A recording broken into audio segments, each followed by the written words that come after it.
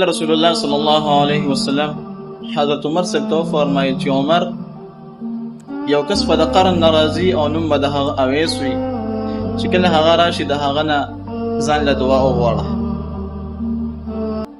ګوره عمر دا هغه صحابي دی چې الله جل شانه ډېر مقام مرتبه درته ورکړی، خو بیا هم رسول الله مبارک فرمایي چې د هغه نه دعا وغواړه د اویس قرني نه. حالانکه اویس قرني دا تابعي دی، عمر دا صحابي دی، او تابعي ته چې کوم دی رسول الله مبارک نسبت وکړي چې ځان د تابعین له دعا وغواړه. تاسو ته پته شته زمارونو د اویس قرني ته الله جل شانه دومره مقام ولې ورکړ چې رسول الله مبارک عمر ته فرمایي چې د اویس نه ځان له دعا وغواړه.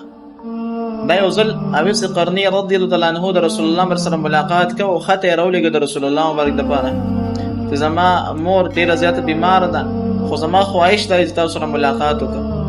رسول الله مبارک ورته په جواب کې ورولېږل چې د مور خدمت وکړه، خیر دی که زما دیدار ونشي. نو اویس قرني د رسول الله مبارک دپاره چې کوم دی د راتلو دپاره هغه خدمت وکړو، خو د رسول الله مبارک دپاره رانغی، د مور خدمت یې وکړو. نو الله جل شانه دومره مقام مرتبه ورکړله چې رسول الله ور صحابي ته فرمایي چې دا اویس نه ځان له دعا وغواړه.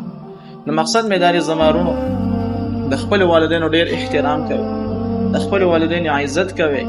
تاسو له الله داسې مقام درکړي چې تاسو دعاګانې غواړئ الله هم دعاګانې قبلوي. تاسو به الله مستجاب الدعوات وګرځئ، او که بالفرض والدین هم وفات وي نو د هغوی قبرونو له ځئ، هغوی ته دعاګانې کوئ. د دې په برکت سره به الله جل شانه تاسو مستجاب الدعوات چې کومې دا به وګرځئ.